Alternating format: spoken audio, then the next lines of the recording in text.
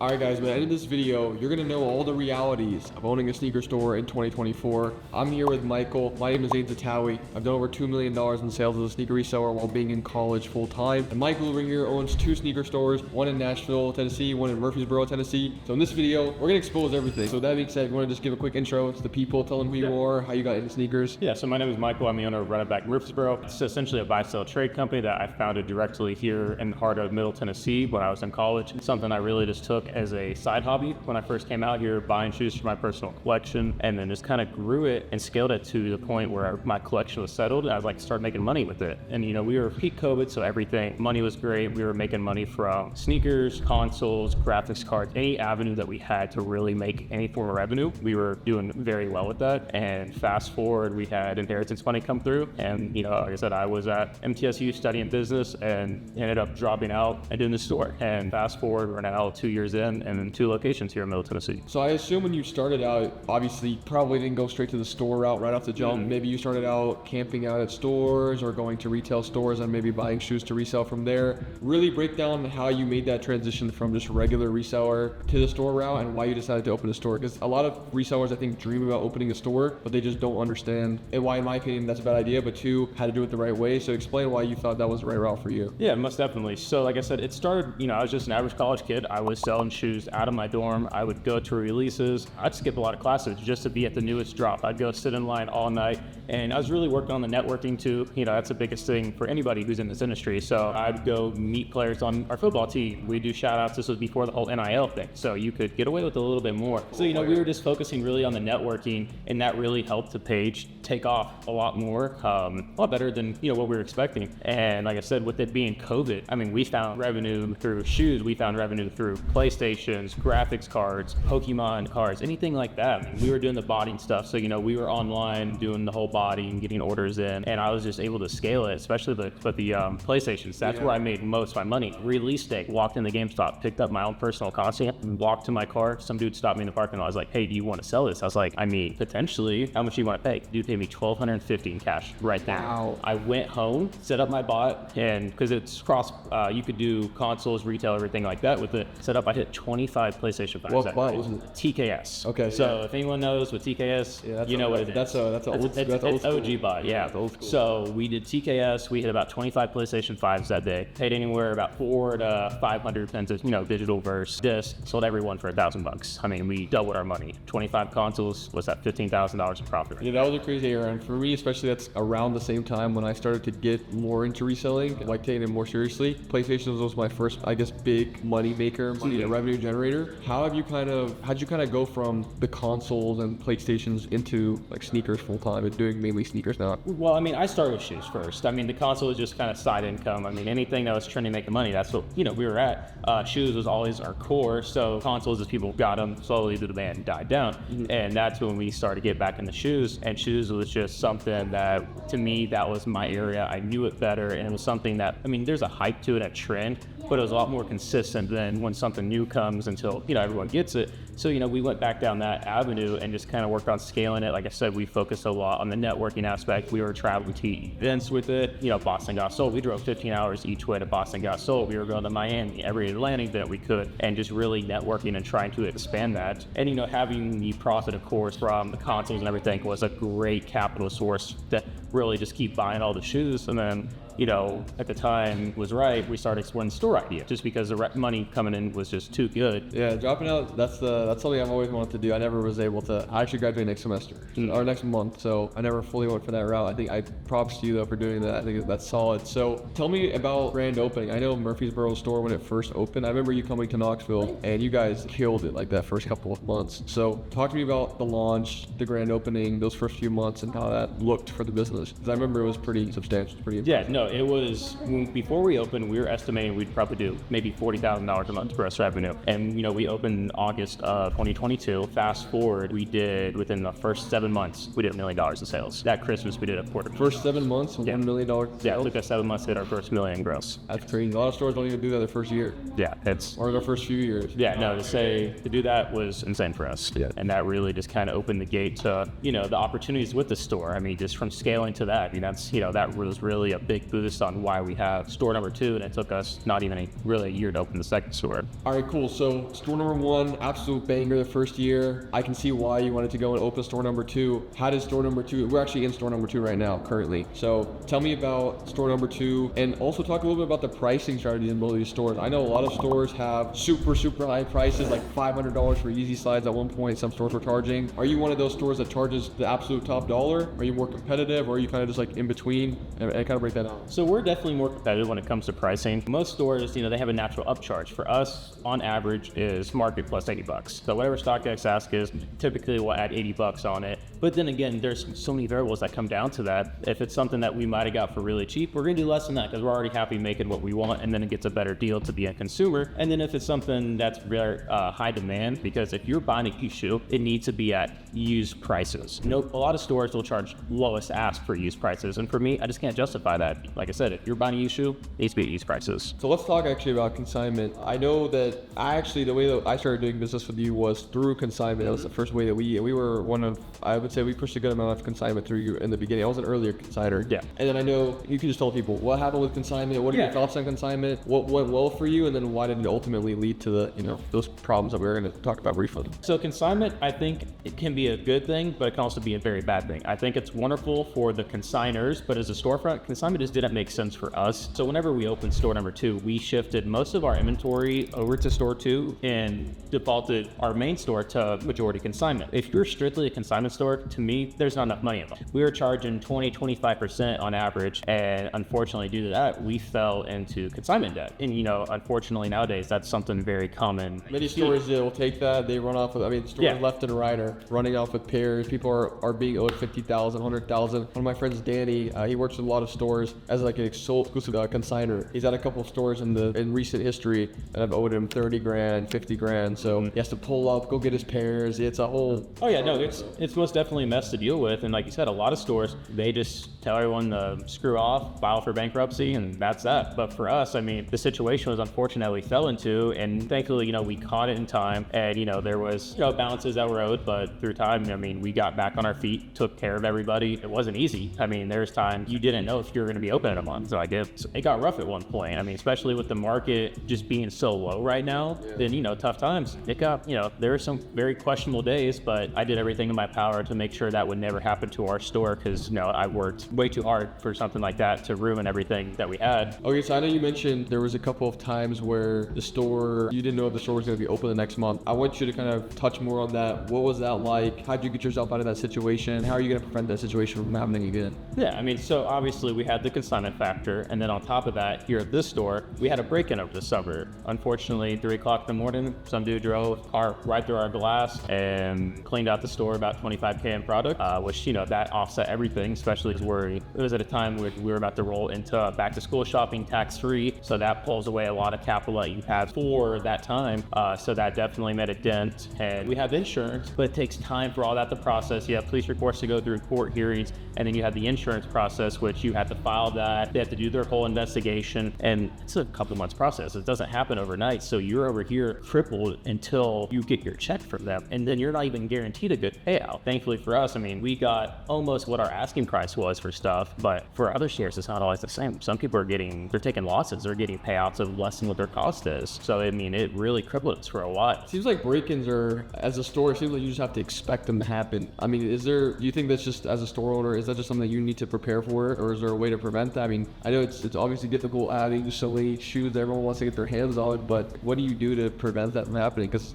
there's only so much you can do. Yeah, it all comes down to each location and where they're set at. So certain stores, if you're at a mall, indoor, you're typically pretty safe. Now for us, we're in outdoor malls. So our problem is anyone could do exactly what they did, and how to prevent that is gates. But unfortunately, certain malls, they don't like the appearance of the gates, right? Some stores can't have gates, and then you're just kind of a sitting duck. And unfortunately, that's our case. So, but the mall has, made adjustments, but every store is different about what they can allow, for the safety precautions makes us a target essentially. And then, our product is very sought after. People know it's worth a lot of money. Some stores are selling jeans, Primark jeans, $8,000. I mean, it's a prime target item, and that's why. And it's quick and easy to grab a pair of jeans. You can grab a pair of jeans and make $8,000 on it. Yeah, no, same with shoes too, but fortunately for us, fun story, whenever they took all the shoes from the back, I mean, we keep, one shoe in the box on the wall. They stole 40 plus pair of shoes, and essentially all of them, they just have one shoe in the box. Obviously, the sneaker market is not what it used to be. COVID time was,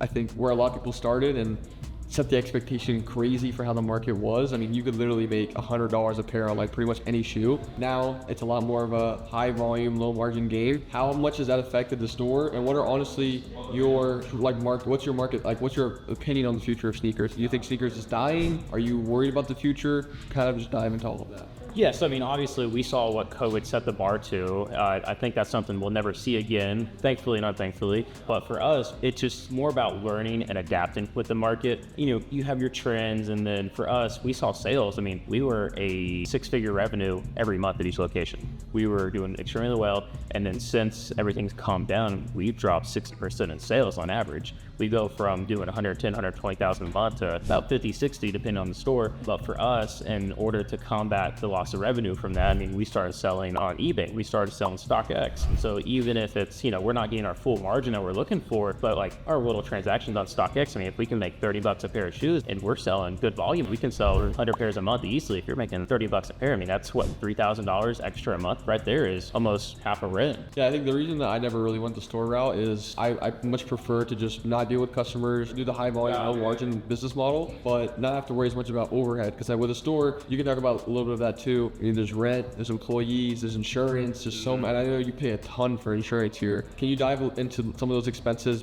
like more specifically, like what are really the main expenses? How much does that look like per month? And what? Yeah, so I mean, of course, our biggest expenses are going to be rent and payroll. Those are our two biggest things. I mean, just rent a year between both locations, we spend $250,000 on rent every year. And then when you have payroll, I mean, you're spending 6 figures a year on that as well. And that's being very minimal staffed. I mean, with us, I have my partner, of course, involved. Me and him still work full time, but it's, we still have to have help through evenings, weekends, everything like that. And to pay very fair, I mean, it gets expensive. And then that doesn't include, like I said, insurance. Insurance alone, we spend $1,000 a month just on that. So that's an extra between both locations. Yeah, between both locations. I mean, that's an extra $12,000 a year. And then you have to factor in everything else from just like office supplies. I mean, just all the little things. It adds up. Running stores, it's nice, but the overhead, just all the little transactions, it's crazy what it adds up to. So knowing what you know right now about, because I'm sure when you first started, you probably didn't know just how deep all these expenses go, right? Knowing what you know right now today, if you had to go back for what, how long ago you opened these stores? 2 years ago? A little over 2. Yeah, so let's just pretend like those 2 years ago was today. Would you open a store again today if you could go back? So my take on that is going to be, it depends where you're opening the store at. If you're opening like a standalone location, I think the market's so oversaturated with stores, and especially with the market kind of being bare right now, I wouldn't open a store unless you're more in a high foot traffic, kind of like a mall area. But then with the malls, I mean, you have to worry about the higher overhead because you have that foot traffic, you're paying for that foot traffic. Like our new store is 2.5 times the rent than our first store, and it's just because it's in a better demographic area. Check out other markets and we're still under market, like compared to what other malls are charging. And it's crazy. Yeah. I mean, the rent's like what? How much a year? We pay over $12,000 a year.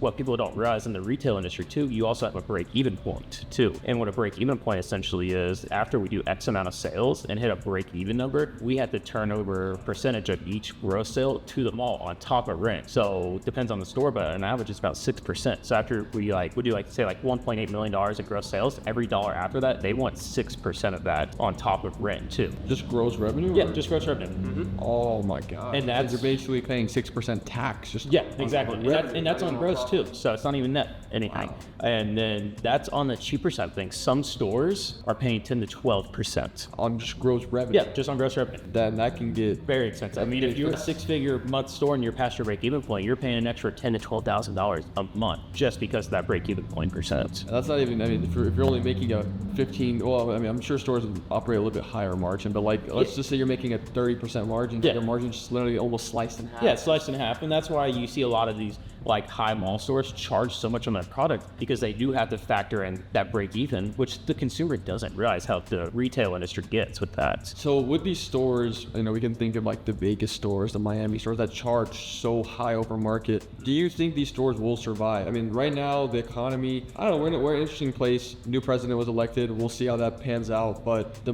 economy hasn't been great these last couple of months, this last year or two. It just hasn't been super great. How are these stores still able to charge so much money when I would say the average consumer does not have the disposable income to even pay their basic bills? How are they going to go and spend $500 on a pair of shoes? See, for us, we notice a lot of the consumers are just going to be your average people who don't understand the market, don't know shoes. They don't care to pay them price. I mean, it's a convenience and service to them. Our average sneakerhead, they'd rather work trades, or they're going to negotiate, or they're just not going to shop in a store like us simply because they know there's other avenues to buy the product cheaper. So for especially like your high value stores like Los Angeles, Vegas, Miami, you're getting a lot of tourists that are there to spend money, and they don't care to spend that because that's what they're already there to do. Now for us, we're national, we have our tourists, but we're not price competitive like we discussed earlier. So that makes us a little bit different compared to like your high end locations. That's really like mainly, it's just a location thing. Like if you were in a Miami, like we could charge we could charge a lot more if we're in Miami, just because there's more money being spent. People go down there and spend thousands on whatever. So a little bit upcharge on shoes, that's something. All right, let's kind of wrap up with this. I want to dive a lot more just into like the finance of the store. I think a lot of stores aren't really transparent with how much money they actually make. We see a lot of stores that make you think that they're rolling in it, and then the truth is they owe consignors tons of money. They're up to their knees with loans. Like, it's just crazy. So how much realistically does a store like this make in gross profit every single month revenue? You mentioned these stores are kind of doing around anywhere from like 40 to 60K a month in revenue. How much of that is actually take home profit after expenses are factored in, and how much of that is just gross profit? Yeah, so of course, it's all gonna vary on your overhead costs. So speaking like on our Murfreesboro location, for us, I mean, we're averaging around 60,000 gross a month, or 50,000. We spend our overhead costs around $16,000 a month. So we have to do around 40-ish K a month just in growth just to break even. So after we factor in everything there, I mean, the store might generate around 5 to 10K, somewhere in that range. It varies per month, and then what product sells. Every month is going to be different in terms of the margin we're reducing, because depends on what the cost of that product is. But we make about probably 5K a month to 10K per location. And that's just our average slower months. It's going to be higher when the months are good. Like Q4 right now, we're in November, December. I mean, I can imagine you guys probably, I know Q was telling me like you guys are going to rip it these last few months, especially in this store. So really just season, I mean, it's a very season dependent industry. Yeah, it's very seasonal industry. Holidays is crazy. I mean, holiday sales will triple, if not, 4 times over. And then after, the break even, I mean, we've had months where we've made $40,000, $50,000 profit, but that's really just going to kind of counteract for the slower months too. But for us, I mean, I don't know the best way. I don't take a lot of money from the company. I'm very passive with it. So I mean, I put most money back into the store just to focus on growing. I mean, I'll pay the personal bills and put it all back into the store and just really try to grow the inventory and keep it scaling from there. Okay, got it. So I can typically expect a store to make anywhere from 5 to 20K in net profit. It would be like after all expenses. So what would your message be to just the average reseller, someone? Because I mean, I think it's very possible to make that 5 to 20K a month profit without having the store, without having overhead, without having the location. That's always why I've opted to go for just the wholesaler route, run my business through 3PLs, and not have to do as much like actual showing up to a brick and mortar and running and worrying about break-ins and worrying about all this stuff. What would your message be to someone that wants to open a store or thinks that they want to open a store? Because I think we've all gone through that phase. I wanted to open a store at one point. I realized that wasn't the route for me. What's your message to those guys? So I don't think stores necessary nowadays. Like you said, I think you found a lot of success being on the online e-com side of things. And if you can do that avenue, I would. I mean, the store, you have to realize you dedicate 40, 60 hours plus a week to something. And I'm making similar numbers as someone that's doing the same thing without all the hours of dedication. And, I have to be in store every day. I do it simply because I enjoy it. I mean, if you want to do the store route, I mean, you just have to understand how much time goes into it. I mean, if I'm not in store, I'm still accepting calls 24/7 from my employees. I mean, there's just so much stuff that goes on. If you don't have to do the store and you have a great revenue, frankly, don't do the store. I think it's key though, what you said, is the fact that you enjoy it. I think a lot of people want to open a store because they think that store owners make a shitload of money and make like hundreds of thousands thousands of dollars a month and millions a month. But the reality is, if you enjoy it, I think it's absolutely worth it as long as that's what you actually want to do. Yeah, and don't get me wrong, there's definitely store owners that are making that, but I mean, it's going to be the top 1%. I mean, not everyone's going to turn into a Cool Kicks. I mean, that is a very rare exception. And I'm not saying people are capable of doing that. I'm just thinking every day it gets harder and harder to get to that as this industry does get oversaturated and everyone is trying to do the same thing. But if you're not like them, where you're already years ahead of everybody, it's going to be hard to catch up to that. So. I think a lot of why those stores do well too is the content side of things. Content's just absolutely, it's the number one biggest differentiator. Like you said, there's so many stores popping up left and right, but the ones that really stick out are the ones that have a good social media profile, great content, someone usually like an influencer representing, everyone knows about Kick Essentials, they blew up out of nowhere, Gabby,